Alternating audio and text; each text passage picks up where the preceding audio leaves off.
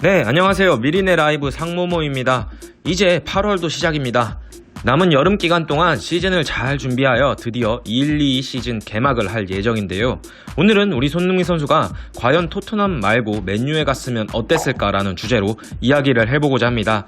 다들 아시겠지만 손흥민 선수는 토트넘에서 남은 전성기 모든 시간을 지낼 것으로 보이는 상황입니다. 왜냐하면 토트넘과 2025년까지 재계약을 완료했기 때문이죠. 자, 그럼 손흥민 선수가 토트넘에 남아야 하는 이유를 한번 파헤쳐보도록 하겠습니다. 네, 여러분들 모두가 아시는 것처럼 손흥민 선수는 토트넘과 2025년까지 토트넘의 에이스급 대우를 받으며 재계약에 성공했습니다. 현관에서는 손흥민에게 야망이 없는 선수다, 우승에 대한 꿈이 없다고 말하고 있지만 지난번 영상에서 말씀드렸던 것처럼 우리 손흥민 선수는 꿈이 없는 선수가 아닙니다.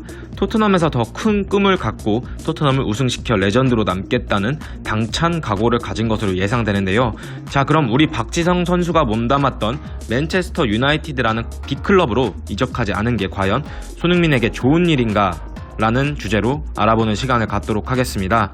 우선 결론부터 말씀드리면 손흥민 선수는 맨유로 가지 않은 게 남은 선수 생활에 더 큰 빛을 발휘할 것으로 보고 있습니다. 이유는 여러 가지가 있는데요. 딱 4가지만 예를 들어 설명드리도록 하겠습니다. 우선 첫 번째입니다.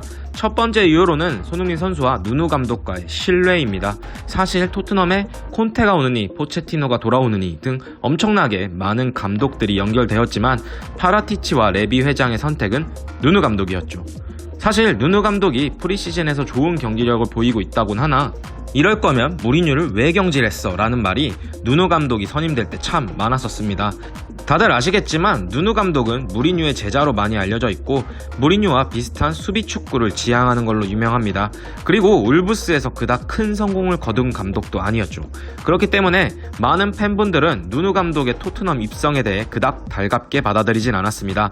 하지만 일단 프리시즌 출발은 좋습니다.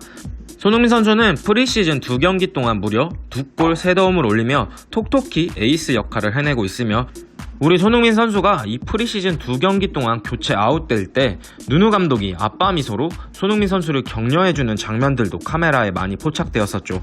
누누의 양아들이 되었다는 말들도 많이 나오고 있는 상황입니다. 그리고 이 아빠 미소는 빡센 감독이라고 불렸던 무리뉴 감독이 손흥민을 대할 때도 많이 나왔던 장면들입니다. 이처럼 손흥민 선수와 감독과의 케미가 얼마나 중요한지를 단적으로 보여주는 예라고 보실 수 있습니다. 그리고 두 번째입니다. 두 번째 이유로는 맨유 감독과 선수단 그리고 맨유 팬들과의 악감정입니다. 지난 2021 시즌 손흥민 선수는 맥토미니 선수의 팔에 맞아 쓰러져 있었고 주심은 이를 못 본 채로 경기를 계속 진행해 카바니가 골을 넣었었죠. 그러나 VAR 판독 결과 맥토미니의 죽방을 때리는 반칙으로 인정되어 카바니의 골이 취소되었었습니다. 이때 경기가 끝나고 솔샤르 감독은 이런 막말을 했었습니다. 우리는 속지 말아야 한다. 만약 내 아들이 3분 동안 넘어져 있었고 동료들이 10명이나 와서 일으켜줘야 한다면 밥도 주지 않을 것이다 라고 인터뷰를 하며 화제가 되었고 손흥민 선수의 별스타그램은 악성 맨유 팬들의 인종차별 섞인 테러로 몸살을 앓았었습니다. 손흥민 선수는 이에 나는 실력으로 보여주겠다며 별스타그램의 인종차별에 대한 반박을 했었죠. 사실 웃깁니다. 솔샤르 감독도 맨유의 특급 조커로 선수 시절을 보냈었죠. 맨유의 조커 시절 아스널의 캠벨한테 얼굴을 맞고 얼굴을 부여잡고 넘어져 결국 캠벨은 퇴장을 당했습니다. 개구리 올챙이적 시절을 모른다더니 여기서 인성이 딱 드러나는 것 같습니다. 이처럼 만약 손흥민 선수가 맨유로 갔었다면 감독과의 불화는 불을 보듯 뻔한 상황이었기 때문에 안 간 게 맞다고 보시면 됩니다. 그리고 선수단과의 불화입니다. 참 손흥민 선수는 인성이 좋은 선수로 유명합니다.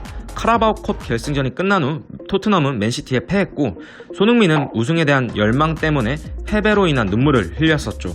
이때 필포든, 귄도안, 김덕배 선수가 손흥민을 찾아와 손흥민의 슬픔을 다독여주는 모습들을 보았을 때 손흥민 선수의 선수들과의 관계가 얼마나 좋은지를 바로 알 수 있었는데요. 근데 왜 이 맨유의 맥과이어 선수랑은 안 좋을까요? 맥과이어 인성이 참 더럽기로 유명한 것 같습니다.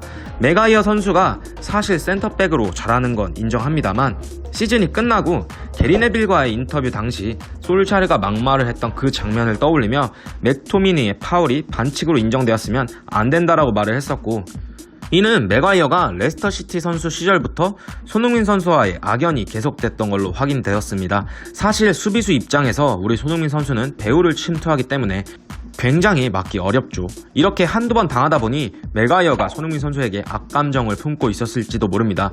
사실 손흥민 선수가 맥과이어, 솔샤르와의 관계가 안 좋다고만도 단정 지을 수 없는 상황이기 때문에 토트넘에 남아 자신이 잘할 수 있는 팀, 그리고 절친 알리가 있는 곳에서 더 활약을 하는 게 맞는 판단이다라고 보시면 됩니다. 그리고 세 번째로는 토트넘의 변화입니다. 토트넘은 지난 시즌까지 선수단, 선수 기용, 감독 등에 대한 판단을 모두 레비 회장 마음대로 하고 있었죠. 하지만 이번 시즌에는 무슨 변화의 바람이 돌았는지 레비 회장이 파라티치 단장을 토트넘 단장으로 부임시켰고 선수 이적에 대한 권한을 모두 준 것으로 보입니다.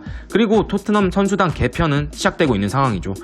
골칫덩이라고 불리던 라멜라 선수가 떠났죠. 약점이라고 평가받던 센터백인 토비도 떠나보냈습니다. 그리고 스페인의 최고 유망주라고 평가받는 브리안 힐 선수에 대한 영입은 이미 끝마쳤습니다.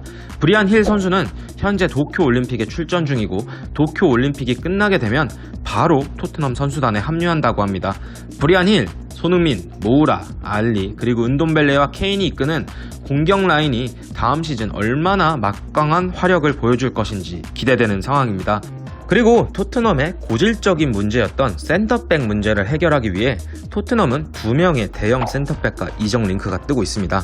아탈란타 그리고 아르헨티나의 주전 수비수로 유명한 로메로 영입전에 뛰어들었으며 밀란코비치의 영입전까지 가세했다고 링크가 뜨고 있는 상황이기에 다음 시즌 토트넘이 우승에 대한 열망을 해결하기 위해 얼마나 많은 방면에서 시즌 시작 전 물밑 작업이 이루어지고 있는지를 알 수 있을 것입니다.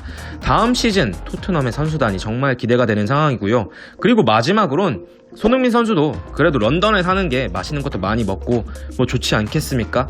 토트넘의 연고지가 런던이라는 점에서도 손흥민 선수가 토트넘을 다시 선택한 이유 중 하나라고 볼 수 있을 것으로 짐작을 하고 있습니다. 아무쪼록 여러 방면에서 손흥민 선수가 맨유로 이적하지 않고 토트넘에 남아 다시 한번 우승 기회를 노리는 게 좋은 판단이었다고 생각되고 앞으로 남은 프리시즌도 잘 준비해서 다음 시즌에는 리그 득점왕까지 노려볼 수 있었으면 좋겠습니다. 그리고 손흥민 선수의 단짝 케인의 이적설이 아직 끝나지 않은 가운데 케인이 이적하게 된다면 손흥민이 원톱을 맡을 수도 있다는 소문이 계속되기 때문에 만약 손흥민이 다음 시즌을 톱 자리에서 출발하게 된다면 한국 선수 최초로 EPL에서 득점왕을 차지하는 모습을 보여주면 정말로 좋겠습니다. 손흥민 선수의 토트넘에서의 남은 5년의 시간도 값진 결과물들을 많이 보여줄 수 있는 시간이 되어 역사에 남을 만한 기록들을 계속 써내려갈 수 있도록 우리 손흥민 선수 파이팅입니다. 오늘 영상은 여기까지이고 영상 시청해주셔서 정말 감사합니다.